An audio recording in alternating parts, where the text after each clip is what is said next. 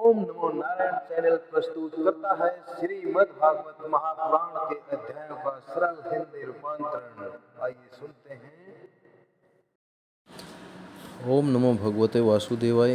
अब हम श्रीमद् भागवत महापुराण के अष्टादशों अध्याय 18वें अध्याय का पाठ करेंगे, जिसमें महाराज पृथु द्वारा पृथ्वी के दोहन के ऊपर श्री मैत्रेय ऋषि जी विदुर जी से कहते हैं कि विदुर जी, इस समय महाराज पृथु के होठ क्रोध से कांप रहे थे। उनकी इस प्रकार प्रार्थना कर पृथ्वी ने अपने हृदय को विचार पूर्वक समाहित किया और डरते डरते उनसे कहा, प्रभु आप अपना क्रोध शांत कीजिए। मैं जो प्रार्थना करती हूँ उसे ध्यान देकर सुनिए। बुद्धिमान पुरुष भंवरे के समान सभी जगह से सार ग्रहण कर लेते हैं। तत्वदर्शी मुनियों ने इस लोक और परलोक में मनुष्यों का कल्याण करने के लिए कृषि, अग्निहोत्र आदि बहुत से उपाय निकाले और काम में लिए हैं। उन प्राचीन ऋषियों के बताए हुए उपायों का इस समय भी जो पुरुष श्रद्धापूर्वक भली भांति आचरण करते हैं वे सुगमता से अभीष्ट फल को प्राप्त कर लेते हैं। परंतु जो ज्ञानी पुरुष उनका अनादर करके अपने मन कल्पित उपायों का आश्रय ले लेता है, अर्थात अपने ही मन के द्वारा कल्पित उपायों को ढूंढता है, उसके सभी उपाय और प्रयत्न बार बार निष्फल होते रहते हैं। हे राजन, पुराने समय में ब्रह्मा जी ने जिन धान्य आदि को उत्पन्न किया था, मैंने देखा कि यम नियम आदि व्रतों का पालन न करने वाले दुराचारी लोग ही उन्हें खाए जा रहे थे।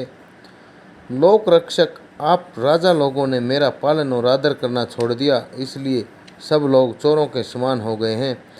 इसी से यज्ञ के लिए औषधियों को मैंने अपने में छिपा लिया। अब अधिक समय हो जाने से अवश्य ही वे धान्य मेरे उदर में जीर्ण हो गए हैं, अर्थात मेरे पेट में जाने के बाद कमज़ोर हो गए हैं। आप उन्हें पूर्वाचार्यों के बतलाए हुए उपाय से निकाल लीजिए, अर्थात आप उन्हें ज्ञानी आचार्यों के द्वारा बताए गए तरीकों से आप बाहर निकाल लीजिए। हे लोकपालक वीर, यदि आपको समस्त प्राणियों के अभीष्ट एवं बल की वृद्धि करने वाले अन्न की आवश्यकता है तो आप मेरे योग्य बछड़ा, दोहन का पात्र और दोहने वाले की व्यवस्था कीजिए। मैं उस बछड़े के स्नेह से पिन्हाकर दूध के रूप में आप सभी को अभीष्ट वस्तुएं दे दूंगी।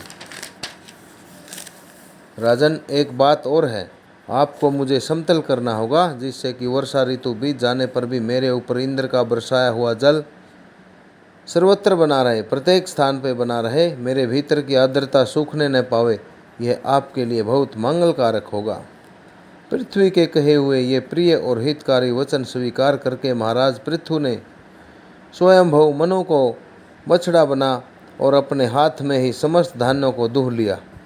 पृथ्वी के समान अन्य वेगजन भी सब जगह से सार ग्रहण कर लेते हैं, अतः उन्होंने भी पृथु जी के द्वारा वश में की हुई पृथ्वी से अपनी अपनी अभीष्ट वस्तुएं दूह ली। ऋषियों ने बृहस्पति जी को बछड़ा बनाकर इंद्रिय अर्थात वाणी, मन और श्रोत्र रूप पात्र में पृथ्वी देवी से वेद रूप पवित्र दूध को दूह लिया। देवताओं ने इंद्र को बछड़े के रूप में कल्पना करके सुवर्ण में पात्र में अमृत, मनोबल, ओज, इंद्रिय बल और शारीरिक बल रूप को दूह लिया। दैत्य और दानवों ने असुर श्रेष्ठ प्रहलाद जी को वत्स बनाकर लोहे के पात्र में मदिरा और आंसू, ताड़ी आदि रूप को दूह लिया। ताड़ी आदि दूध रूपी आंसू और मदिरा को दोहन कर लिया। गंधर्व और अप्सराओं ने विश्वावसु को बछड़ा बनाकर कमल रूप पात्र में संगीत, माधुर्य और सौंदर्य रूप दूध को दूह लिया। श्राद्ध के अधिष्ठाता महाभाग पितृगण ने अर्यमा नाम के पितृ ईश्वर को वत्स अर्थात अपना पुत्र बनाया और मिट्टी के कच्चे पात्र में श्रद्धापूर्वक कव्य पितरों को अर्पित किया जाने वाला अन्न रूप दूह लिया।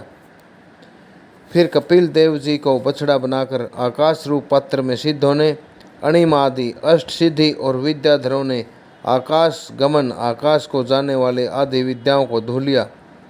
किम पुरुष आदि अन्य मायावियों ने मैदानों को बछड़ा बनाया और अंतर्ध्यान होना, विचित्र रूप धारण कर लेना आदि संकल्पमयी मायाओं को दुग्ध रूप से दूह लिया।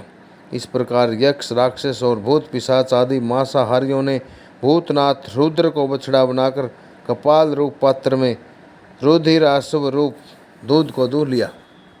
बिना फन वाले सांप, नाग और बिच्छू आदि विषैले जंतुओं ने तक्षक को बछड़ा बनाकर मुख रूप पात्र में विष रूप दूध को दूह लिया। पशुओं ने भगवान रुद्र के वाहन बैल को वत्स बनाकर वन रूप पात्र में तृण रूप दूध दूह लिया। बड़ी बड़ी दाढ़ों वाले मांस भक्षी जीवों ने सिंह रूप बछड़े के द्वारा अपने शरीर रूप पात्र में कच्चा मांस रूप दूध दूहा। और गरुड़ जी को वत्स बनाकर पक्षियों ने कीट पतंग आदि चर और फल आदि अचर पदार्थों को दुग्ध रूप से दूहा। वृक्षों ने वट को वत्स बनाकर अनेक प्रकार का रस रूप दूध दूहा। और पर्वतों ने हिमालय रूप बछड़े के द्वारा अपने शिखर रूप पात्रों में अनेक प्रकार की धातुओं को दूह लिया। पृथ्वी तो सभी अभीष्ट वस्तुओं को देने वाली है और इस समय वह पृथ्वी जी के अधीन थी, अतः उससे सभी ने अपनी अपनी जाति के मुखिया को बछड़ा बनाकर अलग अलग पात्रों में भिन्न भिन्न प्रकार के पदार्थों को दूध के रूप में दूह लिया। कुरुश्रेष्ठ विदुर जी, इस प्रकार पृथु आदि सभी अन्नभोजियों ने भिन्न भिन्न दोहन पात्र और वत्सों के द्वारा अपने अपने विभिन्न अन्न रूप दूध पृथ्वी से दूहे। इसी से महाराज पृथु ऐसे प्रसन्न हुए कि सभी काम दूहा पृथ्वी के प्रति उनका पुत्री के समान स्नेह हो गया और उसे उन्होंने अपनी कन्या के रूप में स्वीकार कर लिया। फिर राजाधिराज पृथु ने अपने धनुष की नोक से पर्वतों को फोड़कर इस सारे भूमंडल को प्राय समतल कर दिया। वे पिता के समान अपनी प्रजा के पालन पोषण की व्यवस्था में लगे हुए थे। उन्होंने इस समतल भूमि में प्रजा वर्ग के लिए जहाँ जहाँ यथायोग्य निवास स्थानों का विभाग किया। अनेकों गांव, कस्बे, नगर, दुर्ग, अहीरों की बस्ती, पशुओं के रहने के स्थान, छावनियाँ, खाने, किसानों के गांव और पहाड़ों की तलहटी के गांव बसा दिए। महाराज पृथु से पहले इस पृथ्वी तल पर पूर्व ग्राम आदि का विभाग नहीं था, अर्थात महाराज पृथु से पहले पृथ्वी के ऊपर गांव आदि के किसी भी प्रकार के विभाग नहीं थे, इस प्रकार से नहीं बसे हुए थे। सब लोग अपने अपने सुविधे के अनुसार बेखटके जहाँ तहाँ ही बस जाते थे। इस प्रकार श्रीमद् भागवत महापुराण परमहंस्याम संहिताम चतुर्स्कंदे पृथ्वी विजय अष्टादशों अध्याय सभी भक्तजनों द्वारा श्रवित किया गया। ओम नमो नारायण चैनल एक सनातन चैनल है। सभी भक्तजनों से विनम्र प्रार्थना कि श्रीमद् भागवत महापुराण की पुण्यमयी कथाओं को आगे से आगे शेयर करते रहें तथा चैनल को अवश्य सब्सक्राइब करके पुण्य के भागी बने। इन्हीं शब्दों के साथ नरेंद्र कौशिक का सभी को ओम नमो भगवते वासुदेवाय, ओम नमो भगवते वासुदेवाय। अब हम अगले अध्याय 19वें अध्याय में महाराज पृथु के द्वारा 100 अश्वमेघ यज्ञों का किया जाना, इस पाठ पर चर्चा करेंगे। इन्हीं शब्दों के साथ पुनः ओम नमो भगवते वासुदेवाय।